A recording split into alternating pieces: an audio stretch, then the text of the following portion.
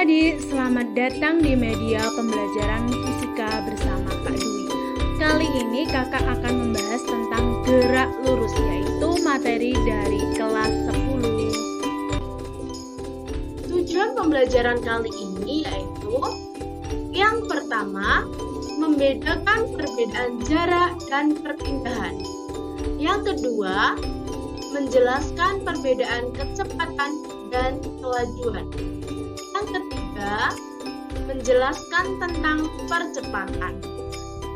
Dan yang keempat, membedakan gerak lurus beraturan atau GLB dan gerak lurus berubah beraturan atau GLBB.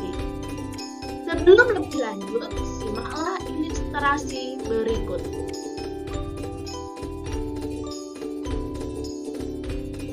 Waktu liburan kemarin, Rina berkunjung ke rumah kakek di desa dengan mengendarai mobil. Jarak rumah kakek sangatlah jauh, sehingga mobil harus melaju di jalan tol. Jalan tol yang lurus tidak mengalami perubahan waktu dan jarak. Pada kondisi gerak yang dialami mobil adalah gerak lurus beraturan atau GLB. Setelah melaju di jalan tol, akhirnya mobil Rina melaju di jalan pedesaan. Sepanjang perjalanan harus berhati-hati karena jalannya berliku-liku. Ketika jalannya berliku-liku, jarak dan waktu yang dibutuhkan bertambah, sehingga percepatan pun juga bertambah. Pada kondisi ini, mobil mengalami percepatan yang artinya gerak benda gerak lurus berubah beraturan.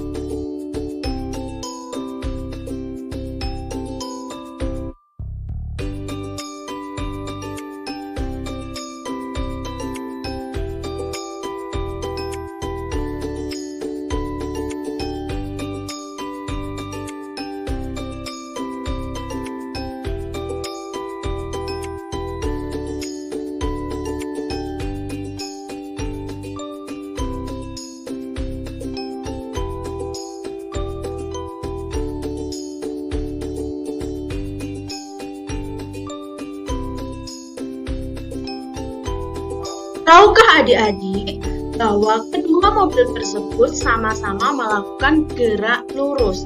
Nah, gerak lurus sendiri terbagi menjadi dua, yaitu yang pertama GLB atau gerak lurus beraturan, dan yang kedua GLBB atau gerak lurus berubah beraturan.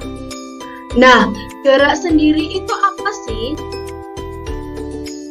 Gerak adalah perubahan posisi benda terhadap titik acuan. Nah, besaran yang sering dipakai dalam gerak yaitu jarak.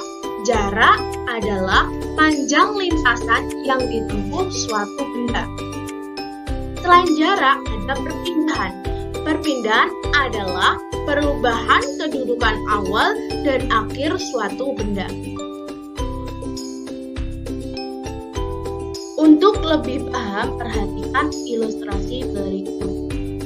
Ada sebuah benda bergerak ke kanan sejauh 5 km, lalu berpindah sejauh 3 km.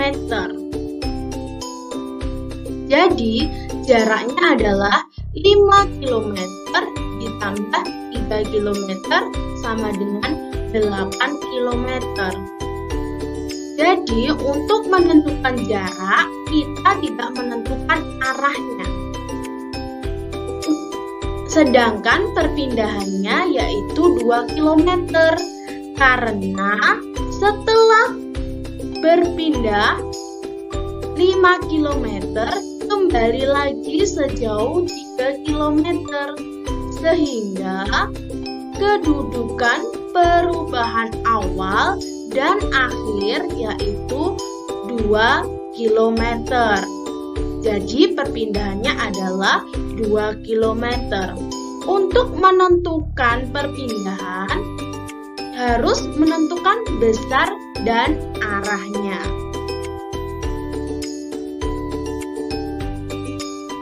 Selain jarak dan perpindahan, besaran yang sering digunakan dalam gerak lurus yaitu kecepatan dan kelajuan. Nah, kecepatan sendiri adalah perpindahan yang ditempuh per satuan waktu. Dan kelajuan adalah jarak yang ditempuh per satuan waktu. Selanjutnya yaitu rumus matematis. Nah, rumus matematis dari kelajuan sendiri yaitu kelajuan sama dengan jarak dibagi selang waktu, atau bisa dituliskan V sama dengan S per T. Sedangkan kecepatan yaitu kecepatan sama dengan perpindahan dibagi dengan selang waktu, sama V sama dengan S per T. Nah, di sini rumusnya sama, kelajuan dan kecepatan. Namun, kelajuan yang digunakan jarak, sedangkan kecepatan yang digunakan perpindahan. Untuk satuan jarak yaitu meter, sedangkan selang waktu satuannya sekon. Selanjutnya ada tips and trick untuk menghafal atau mempermudah rumus matematis dari kelajuan dan kecepatan, yaitu dengan menggunakan segitiga ajaib. Nah, bentuk segitiganya seperti ini, lalu dibagi seperti ini, lalu yang pembagi yang ada dua ini kita berikan tanda kali. Setelah itu yang paling atas kita isi dengan S. Setelah itu bagian kiri kita isi dengan V, bagian kanan kita isi dengan T. Nah, jika ingin mencari S, maka kita tuliskan S sama dengan, lalu kita tutup S-nya. Yang terlihat tinggal V dan T, jadi S sama dengan V kali T. Nah, gitu. Setelah itu, jika ingin mencari V, maka dituliskan V sama dengan, lalu kita tutup V-nya. Jadi tinggal S per T. Jadi V sama dengan S per T. Selanjutnya, jika kita ingin mencari T, maka kita tulis T sama dengan, lalu kita tutup T-nya. Tinggal S per V. Jadi T sama dengan S per V. Itu jadi lebih mudah untuk memahami rumus matematisnya. Selanjutnya, contoh soal. Pak Budi mengendarai motornya dengan kelajuan 60 km per jam. Pak Budi menempuh jarak sejauh 45 km. Jam berapa Pak Budi sampai tujuan jika berangkat dari pukul 9.45? Nah, kita tuliskan diketahuinya dulu. V sama dengan 60 km per jam. Lalu S-nya sama dengan 45 km. Setelah itu yang ditanyakan apa? Yang ditanyakan T, waktu. Kita jawab, rumus dari T tadi apa? T sama dengan S per V. Kita masukkan S-nya berapa? Jadi S-nya 45, T-nya 60. Jadi T sama dengan 45 per 60. Jadi T sama dengan 3 per 4 jam. Satuan waktu tadi adalah menit, maka dari itu kita ubah menjadi menit. Jadi T sama dengan 45 menit. Jadi, Pak Budi sampai tujuan pada pukul 9.45 ditambahkan waktunya tadi 45 menit. Jadi, Pak Budi sampai tujuan pukul 10.30. Paham adik-adik?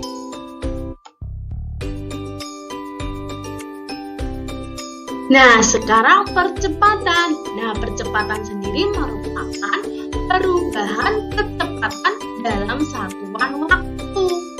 Rumus dari percepatan yaitu A sama dengan VT dikurangi V0 per T. A sendiri merupakan percepatan dengan satuan meter per sekon kuadrat. Sedangkan V0 adalah kecepatan mula-mula atau sering disebut dengan kecepatan awal dengan satuannya yaitu meter per sekon. Sedangkan VT adalah kecepatan akhir yaitu satuannya meter per sekon.